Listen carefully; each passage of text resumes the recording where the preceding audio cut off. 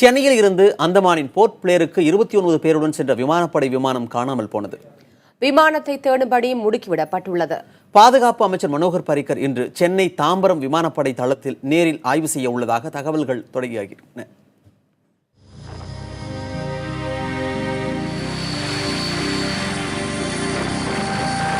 இந்திய விமானப்படைக்கு சொந்தமான AN-32 ரக விமானம் நேற்று அந்தமான் தலைநகருக்கு புறப்பட்டு சென்றது.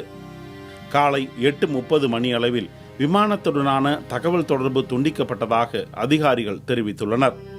காணாமல் போன விமானத்தை சென்னைக்கு கிழக்கே வங்கக்கடலில் 200 கிலோமீட்டர் தொலைவில் தேடும் பணியில் 2 டார்னியர் ரக விமானங்கள் உட்பட 5 விமானங்களும் 12 கடற்படை கப்பல்களும் 2 அதிநவீன போர் விமானங்களும் ஈடுபடுத்தப்பட்டுள்ளன. தேசிய பேரிடர் மீட்பு படையும் பணியில் ஈடுபட்டுள்ளது. Navy has launched a full-scale SAR to look for our aircraft, which we will be able to find out wherever it is. And as of now, we will term it as overdue. And I must inform you that we have launched 2 PATIs, one from Port Blair, one which was already on a different mission has been diverted to come here. Then we have launched 2 Dorniers, one from Port Blair, one from Arconam, one Coast Guard has launched. There are 3 Dorniers now. There are 4 ships which were in the Bay of Bengal have been told to rush to the spot at full speed. And Coast Guard has also dispatched a ship CGS Sagar, and more assets are being made ready, and you will find that we are going full force and we will get to some result very soon. காணாமல் போன விமானத்தை தேடும் பணி முடுக்கிவிடப்பட்டுள்ளதாக பாதுகாப்புத்துறை அமைச்சர் மனோகர் பாரிக்கர் தெரிவித்திருக்கிறார். காணாமல் போன விமானத்தில் இருந்தவர்கள் குறித்த தகவல்கள் அவரவர் குடும்பத்திற்கு தெரிவிக்கப்பட்டுள்ளதாகவும் இரவு நேரத்திலும் தேடுதல் பணி தொடரும் என்றும் பாதுகாப்புத்துறை இணையமைச்சர் சுபாஷ் ராம்ராவ் தெரிவித்திருக்கிறார். இதற்கு முன் 30 AN-32 ரக விமானங்கள் விபத்துக்கு உள்ளாகி இருப்பதாகவும் அதற்கான காரணம் இதுவரை தெரியவில்லை என்றும் கூறப்படுகிறது. இந்த 30 விமானங்கள் விபத்துக்குள்ளாகியும் நம்மளால எந்த ஒரு ஆக்ஷன் எடுத்தோமா இல்லையான்ற ஒரு ரெக்கார்டோ ஒரு ரீசனோ நம்ம எங்கேயும் பார்க்க முடியாது. நம்ம ஒரு கேள்வி வைக்கிறோம் அப்படின்னா 30 விமானங்கள் விபத்துக்குள்ளாகி இருக்கிறது.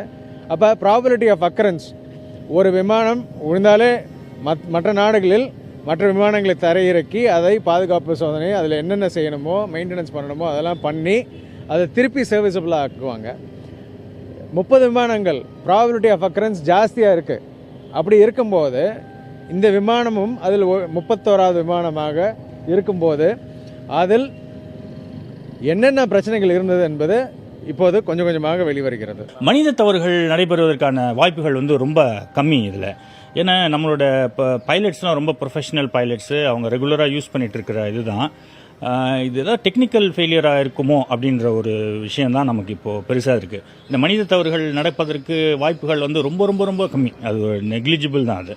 ஸோ அந்தளவுக்கு இருக்காதுன்னு நினைக்கிறேன். சென்னை முதல் ராமேஸ்வரம் வரையிலான கடல் பகுதியிலும் காணாமல் போன விமானத்தை கடலோர காவல் படை தேடி வருகிறது. விமானம் பற்றி தகவல் தெரிந்தால் தெரிவிக்குமாறு மீனவர்களையும் கடலோர காவல் படை கேட்டுக்கொண்டுள்ளது. மேலும் விமானம் பற்றி தகவல் தெரிந்தால் தெரிவிக்குமாறு இலங்கை, மலேசியா, சிங்கப்பூர் உள்ளிட்ட 9 நாடுகளிடம் இந்தியா உதவி கோரியுள்ளது. இதற்கிடையே விமானம் காணாமல் போனது தொடர்பாக தாம்பரம் விமானப்படை தளத்திற்கு விசாரணை நடத்த சென்றபோது உரிய தகவல் தெரிவிக்கவில்லை என்றும் மாவட்ட நிர்வாகத்திற்கு போதிய ஒத்துழைப்பு தரவில்லை என்றும் கோட்டாட்சியர் ராஜேந்திரன் புகார் தெரிவித்திருக்கிறார். இந்நிலையில் பாதுகாப்பு அமைச்சர் மனோகர் பாரிக்கர் இன்று சென்னை தாம்பரம் விமானப்படை தளத்தில் நேரில் ஆய்வு செய்ய உள்ளதாகவும் தகவல்கள் வெளியாகியுள்ளன. புதிய தலைமுறைக்காக செய்தியாளர் குழு.